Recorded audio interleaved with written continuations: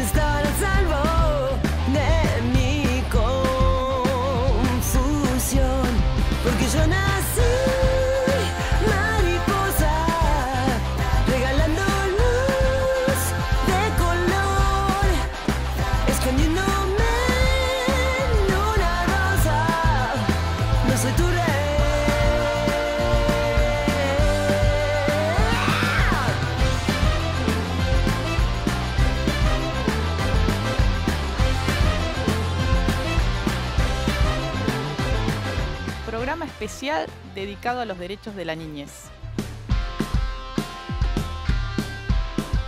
Los debates legislativos discuten la niñez, su defensa, su protección, sus derechos. ¿Y qué pasa cuando quedan solos y solas sin nadie que ocupe la patria potestad? La legislación sobre adopción es una de las más discutidas y cuestionadas. Quienes tienen la voluntad de adoptar dicen hundirse en un laberinto de papeles y tiempos que lleva años poder concretar. Por eso, distintos proyectos buscan mejorar esta legislación. Otra norma ineficaz, que lleva años sin ser aplicada, es la que crea la figura del defensor del niño, niña y adolescente. En 2005, estableció que su designación debía darse en menos de 90 días. Sin embargo, pasaron 12 años, y por la insistencia de algunas legisladoras y organizaciones, se logró constituir recién el año pasado una comisión bicameral que tiene la minuciosa tarea de cumplir con esa deuda. Y para saldar normas pendientes, la Cámara Alta convirtió en ley un proyecto que modifica el Código Penal, declarando que los delitos de abuso sexual contra menores de 18 años son de acción pública. El fiscal podrá investigar de oficio. Todas estas iniciativas nos hacen pensar en la niñez y en todos los derechos que quedan por cumplir. Nuestra invitada del día de hoy es la diputada Carla Carrizo, de Evolución Radical por la Ciudad de Buenos Aires, diputada. Exactamente. Gracias, ¿Cómo estás, Mariana? Carla? Un placer volver a este programa. Bueno, muy contenta, porque la verdad que para un año tan difícil para la Argentina, nosotros, desde las legisladoras, es un grupo que hemos armado de todos los partidos, seguimos afianzando la niñez como política de Estado en Argentina, y eso nos da como un entusiasmo para pensar, digamos, el presente y el futuro. ¿Y qué pasó con la elección de esta figura defensor o defensora del niño, niña y adolescente, ¿no? Que se crea en 2005 y estamos en 2018 y recién, llegando en una instancia así, impulsándola con más velocidad este año. Este año. Y bueno, pasa un poco lo que pasó en la Argentina, es decir, que siempre la construcción de nuevas instituciones es un tránsito de sospecha. Porque la ley decía que en 90 días se tenía que crear el defensor del niño, que como decís vos, tendríamos que ya actualizarlo. Niñez o infancia, o niñez, me encantó el título. Sí. Y bueno, lo que pasa es que hay una tradición política en la Argentina, la dirigencia política tiene que mirarse a sí misma, y en general los oficialismos no les gusta ser controlados, no les gusta ser auditados, y entonces hay como dos aprendizajes. El primer aprendizaje, se rompió un mito. A veces creemos que los gobiernos de mayoría son más eficaces para implementar las leyes. Y en realidad nosotros logramos en 13 años que esta figura no fuera un cuento sin final feliz. Logramos el año pasado, porque no hay un congreso que nadie puede imponer, ponernos de acuerdo en esto, en construir una institución que genere confianza, que genere certidumbre. Y la verdad que estamos súper contentos, esto es un logro colectivo. Siempre decimos, el año pasado logramos armar la famosa bicameral. Pero bueno, no fue un éxito solamente de los diputados y la los bicameral senadores. Es, la comisión que hace la selección o la elección de quién va a ser la persona que va a ocupar ese cargo. Ahora, ¿qué función tiene esa figura? Mira, perfecta la pregunta. Primero, no logramos llegar solos los diputados, sino que un grupo de ONGs, tenemos que agradecer porque fueron muy, muy buenos, muy fuertes la presión social que hicieron. Infancia en Deuda, un colectivo que nucleó a todas las ONG de alta gama, gama media, toda la gente que trabaja en infancia y que también venía con muchas cicatrices. Entonces estaban un poco, digamos, desarticulados. Ellos judicializaron, dijeron, bueno, el Congreso hace 12 años que no toma, que está incumpliendo con esta figura.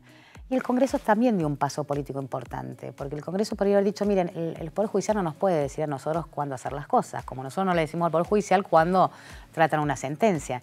Sin embargo, hubo una decisión política de avanzar.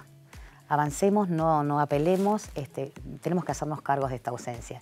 Y ahí empezó la famosa bicameral del Defensor del Niño, que era un año electoral, así que no tuvimos tanta visibilidad porque todo el mundo estaba compitiendo, claro, pero nosotros estábamos trabajando. Con otra agenda. Ahora, ¿cuál es la función de quien asuma ese cargo? Es muy importante. Primero, no es una figura teórica, no va a ser una burocracia sin acción directa. La figura tiene, obviamente, básicamente es vocero de la infancia en la Argentina. Nosotros somos un país federal y tenemos infancias distintas según la provincia en que se viva, y eso está pésimo. Así que la primera tarea del Defensor del Niño a nivel nacional es garantizar pisos mínimos para toda la infancia del país. Misma infancia, mismos derechos, no importan las provincias. Ahora, por ejemplo, la figura del Defensor del Pueblo emite recomendaciones, ¿no? En general, sus resoluciones no son vinculantes hacia el Poder Ejecutivo o a quien interpela. ¿Qué pasa en el caso del Defensor del Niño? ¿Va a ser una figura que, bueno, va a hacer recomendaciones a los poderes ejecutivos o va a tener un poder de incidencia con un poco más de fuerza? Las dos cosas. Va a hacer recomendaciones, pero no solamente al Poder Ejecutivo. También tiene que auditar la infancia en las provincias. Tiene que mirar un poquito porque cuando se asigna el presupuesto a veces ese presupuesto no llega. O sea, no solamente el Ejecutivo Nacional, sino los 24 ejecutivos provinciales. Pero también tiene que recomendar y observar un poquito la legislación que estamos tratando, falencias que tengamos los diputados y también mirar el Poder Judicial. Cómo actúa el Poder Judicial, las sentencias, los jueces, observar si hay un juez que, por ejemplo, sabemos el tema de los abusos sexuales infantiles, y hay mucho tema de la mirada de la infancia desde el Poder Judicial. Es un tema que está invisibilizado, pero hay que instalarlo. Así que es recomendar, controlar, exigir y proteger. ¿Y cómo protege a los niños? Primero, queremos que sea la voz de la infancia. El Estado y los adultos, en general, los interpretamos a los chicos. La idea es que empecemos a escucharlos. Ahí, digamos, por eso tiene que ser una figura que tenga empatía con la infancia, no que asuste, que genere confianza. Los chicos tienen ese lugar para decirse a sí mismos, pero también tienen herramientas judiciales. Puede intervenir en casos de violación, digamos, cuando se violan derechos colectivos. Ejemplo, paro docente. Cada vez que empieza en marzo, digamos, en todas las provincias tenemos el tema de la puja distributiva por los salarios. Y está muy bien, eso tiene que ocurrir en la democracia. Pero todo tiene un límite. No podemos tener provincias donde hay 3 meses que no hay clase. Entonces, ¿qué hace el defensor? Miren, los adultos síganse peleando, encuentren la modalidad, encuentren la vía, pero el derecho a la educación no se discute, se da. En esto, por ahí, salud, etcétera. Es decir, puede proteger en forma colectiva, ¿no?, cuando se vulnera un derecho que afecta a muchos, pero también representa en forma individual. Para ir cerrando este tema, porque te quiero preguntar sobre otros que están en agenda en el Congreso en estos momentos. Se presentaron 65 postulantes de ambos sexos, ¿no? Sí. Pasaron un primer examen donde se presentaron 58 y quedaron 15. Hoy estamos en esta instancia. Estamos en esta instancia, faltan 2 instancias, que es el plan de trabajo, que hoy lo presentan, y después la audiencia pública. Son 3 días de audiencia pública. Los actores sociales, las ONG, pueden hacer preguntas, obviamente, a través de la bicameral, porque nosotros queremos cuidar a quienes se presentaron. Pero eso es un hecho histórico, que el Congreso pueda decir 2 cosas. Para proteger, representar a los niños, se estudia y se rinde, no es cualquiera. Y segundo, que el Congreso pueda estar asociado con algo positivo en una designación. En general, cuando hay muchas designaciones del Congreso, la sociedad tiene esa sensación de puja distributiva, la sospecha de los acuerdos, ¿no? Claro, de que no hay idoneidad, que hay interés. Y acá estamos produciendo una figura, y esto también agradecerle a los 68 inscriptos, porque ellos también nos dieron confianza, de que podíamos combinar política y idoneidad, y que eso era un proceso transparente, confiable.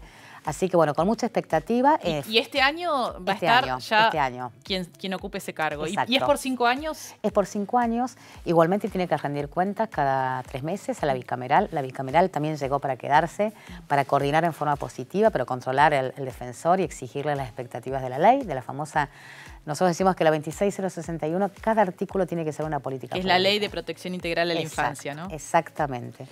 Carla, y el otro tema, bueno, este es como vamos avanzando después de tantos años, 13 años que había quedado ahí en stand-by esta figura. Y otro paso que se dio en estos días fue esta modificación a la ley en relación a cómo denunciar los delitos de abuso sexual, ¿no? Contra la integridad sexual de niñas, niños y adolescentes. ¿Nos podrías explicar qué es lo que cambia y qué impacto puede tener? También un gran avance, un gran avance. Decimos siempre que es como cuando Armstrong llegó a la Luna. Pequeño paso para el Congreso, se votó por unanimidad en ambas cámaras, pero un gran paso para la infancia. ¿Qué cambiamos? Algo simple, el artículo 72 del Código Penal. ¿Qué dice? Hoy el abuso sexual en la infancia en la Argentina es un delito de acción pública, pero de instancia privada. ¿Qué quiere decir? Cualquiera puede denunciar. En general denuncian vecinos, tíos, alguien externo a la familia, porque el abuso sexual infantil es intrafamiliar. Ahora, para que haya investigación necesitamos la ratificación de los tutores. Entonces, ¿cuál es la situación hoy en la infancia? La infancia es que tenemos una denuncia o 10 denuncias, al revés, 10 denuncias y solamente una ratificación. Cada 1000 denuncias hay un solo condenado. Por eso pasa que en general las víctimas de abuso denuncian cuando son grandes. Digamos, no estamos en el mismo lugar con abuso sexual infantil. Fue un gran paso la ley Piazza en el 2014. Y después la otra ley que puso a correr la prescripción, que fue posterior, del 2012 creo que es, que a partir de que se denuncia, ¿no? A partir de que se denuncia empieza a correr el plazo de prescripción, porque si no, claro, cuando tomaban la palabra ya adultos, porque vivían en entornos donde el abusador estaba en un espacio muy cercano, era muy difícil denunciarlo, y eso es lo que pasa habitualmente, ¿no? La experiencia que tenemos en Argentina es denuncian cuando son adultos, pero el hecho son víctimas de niños. Entonces la idea es velocidad y protección inmediata. ¿Qué quiere decir esto? Que esa modificación cambia. Ahora es un delito de acción pública, cualquiera puede denunciar, pero de instancia pública. El fiscal actúa de oficio automáticamente. Entonces, no hace falta ninguna ratificación, se protege en el momento. Entonces, ¿qué pasa con los niños que son abusados en la Argentina? Hay un problema de acceso a la justicia, pero también hay un problema de velocidad. Las causas duran 7, 10 años. Sí, y también te diría que muchas veces es la propia justicia la que pone obstáculos frente a esas denuncias porque no cree en el testimonio de esa niña o de ese niño que va acompañado por una mamá muchas veces cuando el denunciado es el otro progenitor. Me parece que también hay ahí una cuestión de que la propia justicia debe mirarse porque los abusos se reproducen en la instancia del trámite de las causas. Sí, la revictimización. Ahora, también el segundo proyecto en el que estamos trabajando es la capacitación. Tenemos una ley que va, de alguna manera, cambiar el rol de los juzgados de familia, porque ahora los fiscales tienen que actuar de oficio. Ahora, necesitamos capacitar cómo actúan, porque esa intervención tiene que ser cuidada. ¿Cuidada para quién? Para la víctima, para el niño. Así que, y otro punto muy importante, Mariana, es poner a punto un artículo que también pasaba invisibilizado en la famosa ley, que es la ley madre, que es la ley del 2006, que cambia el enfoque en la Argentina sobre la infancia. ¿Qué pasa en los lugares públicos? Porque también hay abusos en los lugares públicos. Lo hemos vivido en estos 2 años con el tema próbolo, o sea, ocurre en los seminarios, en las escuelas, en los hospitales. Porque abuso no es solamente violación. Abuso sexual infantil es más amplio.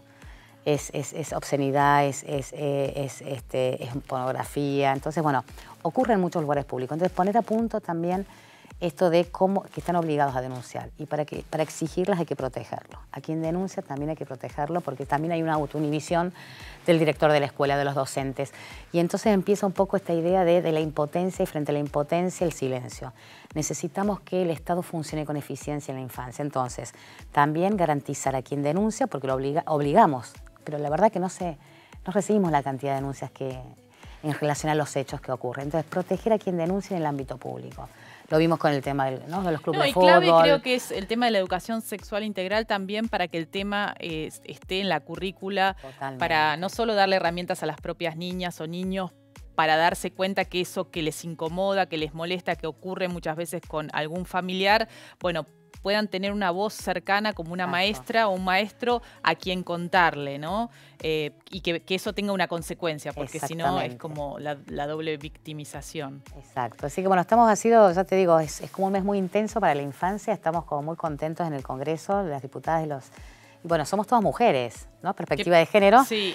Digamos, el año pasado... Y esto es importante porque cuando se debate, y con esto tenemos que cerrar, ya me hacen señas, pero cuando se debate la paridad o la ley de cupo en su momento y ahora que va a haber paridad, hay que pensar que tiene estas consecuencias, que hay determinados temas en los cuales están más involucradas las mujeres, porque no entra para los varones, pareciera que no es de política dura y que eso no tiene importancia y son temas que se ningunean o se minimizan, ¿no? Entonces me parece que cuando se dan estos debates hay que señalar también que es importante que son estas alianzas transversales de diputadas o de senadoras de distintos bloques que se ponen de acuerdo en estos puntos, ¿no? Sí, el eslogan nuestro es: acá no hay partidos, hay razones, las razones que nos atraviesan a todos. Se calcula que hay 2 millones de adultos que fueron víctimas de abuso sexual infantil. Y las mujeres son las que más denuncian, las madres, las tías, las abuelas. Así que ahí tenemos una intensidad que nos llevó a coordinar eficientemente y finalmente a ponernos de acuerdo para producir leyes que nos cambien la vida a un montón de gente. Pausa y ya volvemos.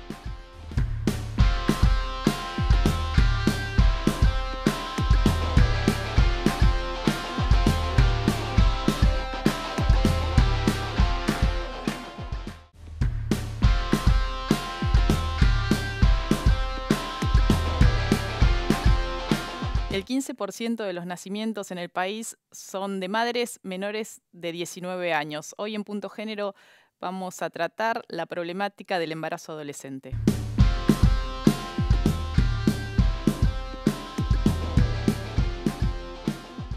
Y en Argentina sabemos que el problema del embarazo en adolescentes es muy grande. 7 de cada 10 nacidos vivos tienen mamás menores de 19 años.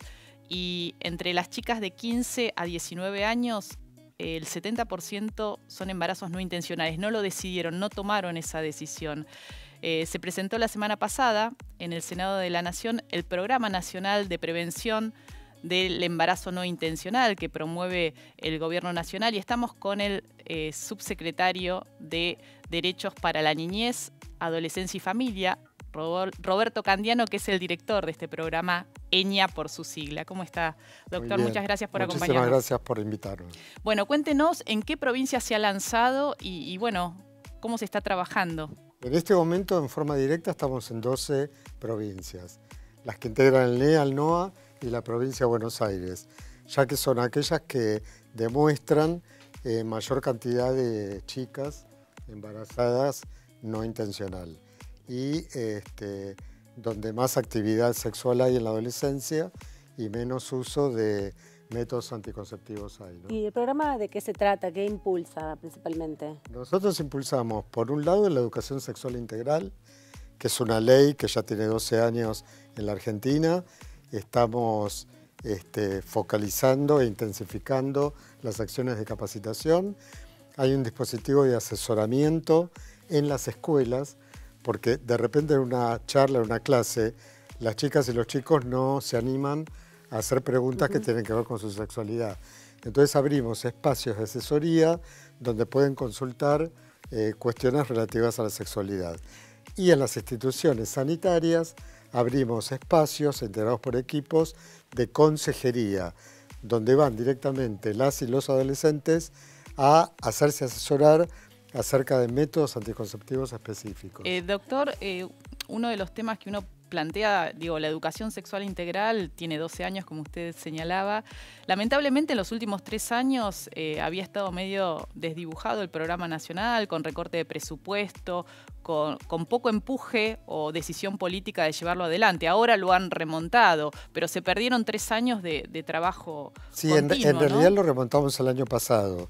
Esto es un programa que lo hicimos a instancias del presidente de la Nación, por pedido específico de él, y estamos trabajando desde enero del 2017. No, me refiero a la educación sexual integral, que el programa viene de antes, pero que justo con el cambio de gestión había quedado como medio desdibujado. En realidad este programa es un programa intersectorial entre los Ministerios de Educación, Salud y Desarrollo Social, y nos basamos sobre programas preexistentes. Uno es la ESI, otro es el programa de educación de salud sexual y reproductiva, y otro es el programa de salud integral para la adolescencia, que son programas que existen hace más de 10 años. Nosotros tomamos esa experiencia, esa trayectoria, trabajamos con esos equipos altamente profesionalizados y le dimos una vuelta de tuerca más comunitaria también, porque hay muchos adolescentes en nuestro país que lamentablemente no van a la escuela secundaria. Es casi el 50%. Entonces la ESI solo se da en las escuelas oficiales del Estado, nosotros como plan.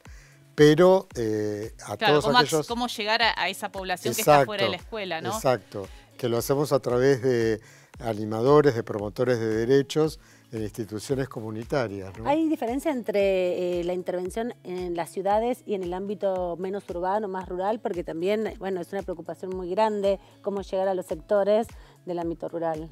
Sí, nosotros ahora en esta primera etapa del plan, las 36 localidades en las que trabajamos es la capital de la provincia y 2 ciudades más, excepto la provincia de Buenos Aires, que estamos en 6, donde mayor incidencia de embarazo hay en adolescencia. Ahora, hay otras provincias que no están focalizadas y otras localidades que aplican el plan, o sea, les mandamos anticonceptivos, les hacemos asesoramiento, toman cursos y lo aplican por sus propios medios, sin estar en el paraguas del plan. Sí tienen nuestro apoyo, asesoramiento, capacitación. Ahora, en el ámbito rural todavía no llegamos. En el ámbito rural es muy problemático porque hay mucha violencia, hay mucho abuso sexual en adolescentes, sobre todo intrafamiliar, y es un tema que preocupa. No es significativo en las estadísticas, pero sí en la nivel construcción humano, de ¿no? la Porque subjetividad. las estadísticas marcan que alrededor de 3.000 nacimientos al año son de madres menores de 14 años, ¿no? Donde uno presume que en la mayoría de los casos o hay abuso sexual o coerción sexual, ¿no? No hay una decisión. Hay violencia, hay una Claro. relación de poder que implica la sexualidad, que a veces llegan al coito Claro. y produce un embarazo no deseado. Uno de los temas es cómo acceden las y los adolescentes a los anticonceptivos, ¿no? Porque muchas veces, bueno, es difícil que vayan al hospital, ¿no? O a la salita, y después hay ciertas barreras que se les ponen si no van acompañadas de un adulto, de los padres, ¿no?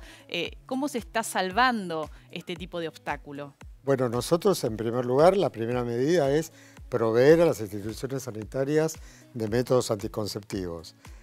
Orales, de larga duración y de corta duración. Estamos insistiendo mucho con el implante subdérmico, Claro. porque dio muy buen resultado en Chile y Uruguay, por ejemplo, ¿no? Aparte dura mucho, es seguro, no trae muchas consecuencias físicas. ¿Y hay provisión? Hay provisión, sí, sí. Este año compramos 3 veces más de lo que habitualmente se compraba, y el DIU también, ¿no? Son los 2 métodos los cuales más recomendamos. Eso por un lado. Por otro lado, el espacio de consejería en los hospitales es muy importante porque es un espacio de contención, de intimidad, de libertad. Y hemos instrumentado lo que se llama turno protegido. O sea, cuando el adolescente va a una asesoría, tanto en el colegio como en una institución comunitaria, el asesor le consigue un turno protegido, que es en determinado horario, en determinado lugar, consulta al profesional médico o psicológico o social para indicarle cuál es el mejor método que va para su circunstancia y su físico. Claro, porque si no se quedan muchas veces en el camino. Tienen la información, pero no pueden Exacto. acceder al método y después hay que usarlo bien, ¿no? Totalmente. Ese es el otro. Y aparte, a partir de los 13 años puede ir sin la presencia de los padres. Eso es importante Eso que lo también sepan Sí. en los centros de salud, porque muchas veces los obstáculos, o en las prepagas incluso, ¿no? Digo, no estamos Son las propias en instituciones. las propias ¿no? instituciones donde les piden ese requisito. Muchas gracias, doctor, No, por favor. por traernos la información. Gracias a ustedes por transmitir este plan.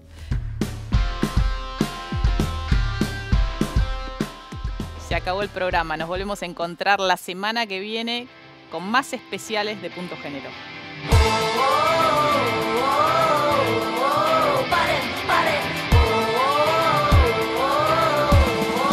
Paren de matar. Salí para el trabajo y no fui.